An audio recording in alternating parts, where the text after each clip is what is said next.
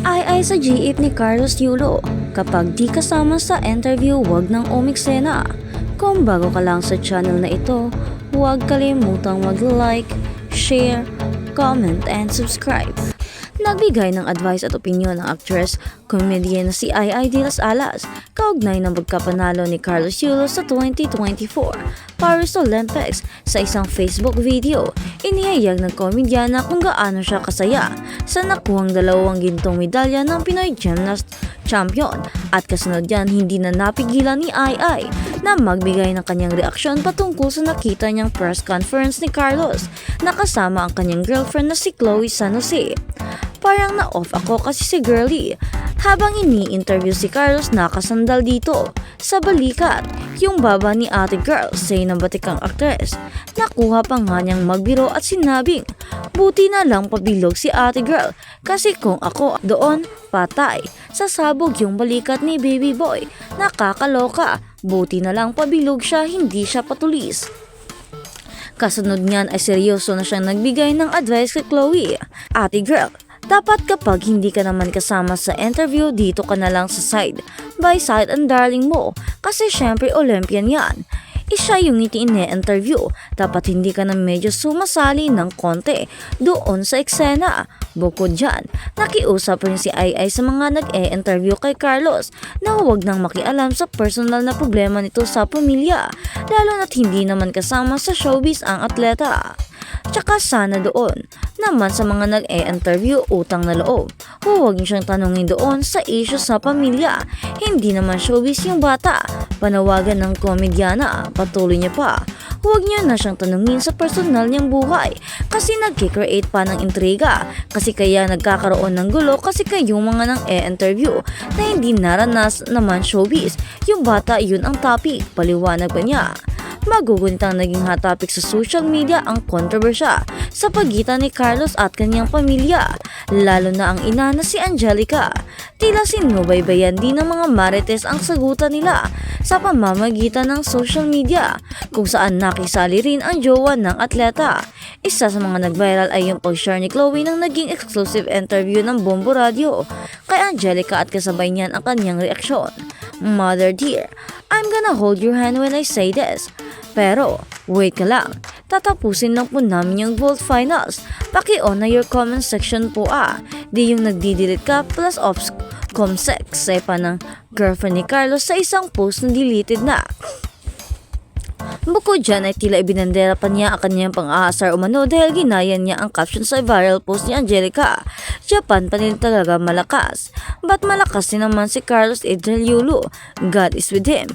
Caption pa ni Chloe. Kabilang banda naman, Carlos Yulo ayaw ng pag-usapan ang issue sa ina. Grateful sa suporta ni Chloe. Nagsabi na si Carlos Yulo na ayaw na niyang mapag-usapan ang issue sa kanyang ina na si Angelica. Ito ay matapos siyang hinga ng reaksyon sa kanyang panayam with 24 oras patungkol sa pagharap ng media sa kanyang ina upang tapusin na ang issue sa kanilang pamilya.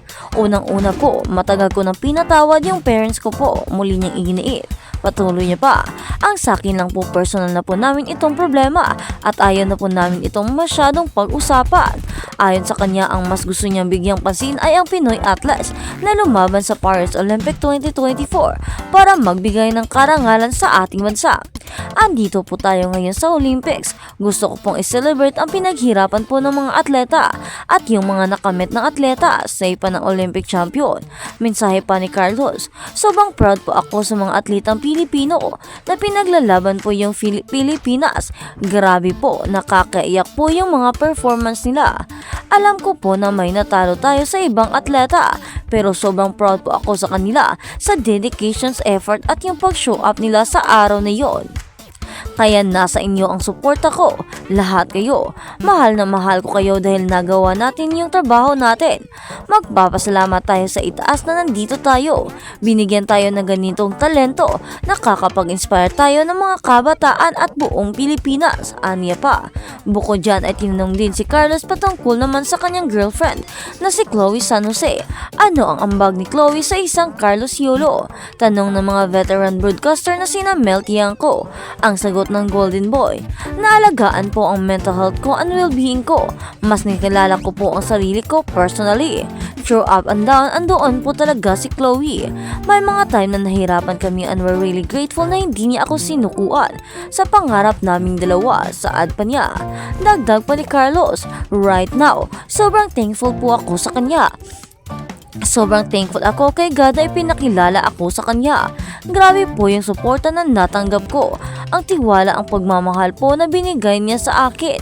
Nang tanungin namin siya kung ano ang magiging plano nila ni Chloe ngayong taon, lalo na't natapos na ang kanyang laban sa Paris Olympics. Magpo-focus po kami sa personal life namin at magse-celebrate po dahil grabe po yung pinagpaguran at pinaghirapan. It's time to celebrate po. Sambit pa ng Olympic hero na si Carlos Yulo. Bukod dyan ay nabanggit niya rin ang karera niya sa gymnastics na kung saan ay pinagpatuloy pa niya ang kanyang training. Mag-iiba na po kasi ang total points next year, kaya ayon po ang pag-aaralan namin at kailangan ko pong mag-adjust. So I have to really look things na po yung mga gagawin ko for the next year, sabi pa ni Carlos Yulo. At sa kabilang balita naman, Carlos Ibinandera ang tumayong nanay niya. Lahat ng obstacle nandoon siya. Siya po yung tumayo bilang mother ko. Ganyang inilarawan ng two-time Olympic champion na si Carlos Yulo, ang pangulo ng James Castillo. Makikita rin sa Facebook ang naging exclusive interview niya with Carlos matapos makuha ang ikalawang ginto medalya sa 2024 Paris Olympics. Binanderang videos ni Dian at napanood namin doon yung pag-flex ng gymnast champion sa itinuturing niyang ina na si Sencha. Ayon kay Carlos, hindi raw siya iniwan nito mula sa pagtitraining niya hanggang sa mag-compete na siya sa Olympics, kaya todo ang pasasalamat niya. Grabe po yung trust and yung pag-believe po. Paniniwala po niya sa akin. May tao po talagang naniniwala sa kakayahan ng katulad ko po, kaya sobra akong nagpapasalamat sa kanya. Say pa ni Carlos, patuloy niya pa. Lahat po ng obstacles nandoon si Ma'am Sencha. Siya po yung tumayo bilang mother ko. Yun po ang turing ko sa kanya. Grabe yung pagsuporta, yung pag-aalaga niya sa akin. Wala akong masabi. I am so grateful and blessed na pinakilala siya sa akin ng Diyos at ipinakilala ako sa kanya. Pagpupuri pa ni Carlos sa Pangulo ng Gymnastic Associations of the Philippines. Chika pa ng Olympic hero. Grabe yung naging experience namin. Alam po yun ni Ma'am Sencha. Sa lahat po ng hardships kasama ko siya. I'm really grateful na naniwala siya sa akin. Magungunit ang naging hot topic sa social media ang issue sa pagitan ni Carlos Yulo at sa kanyang pamilya, lalo na sa inang si Angelica. Nagsimula kasi ito nang naging agaw pansin ang post ng nanay ni Carlos na mas pinapaboran niya ang panlaban ng Japan kaysa sa sarili niyang anak. Ilang beses na nagsalita si Angelica upang linawin ang issue, habang nagsasabi na rin si Carlos na ayaw na niyang pag-usapan ang gusot sa kanilang pamilya.